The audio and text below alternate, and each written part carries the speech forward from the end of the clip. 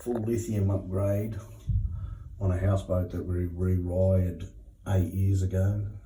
New customer has purchased it and asked for a full lithium installation. 3300 B-TECs from Enerdrive with a 40 amp DC to DC from Starboard Engine, and reprogrammed the Combi E Pro to suit.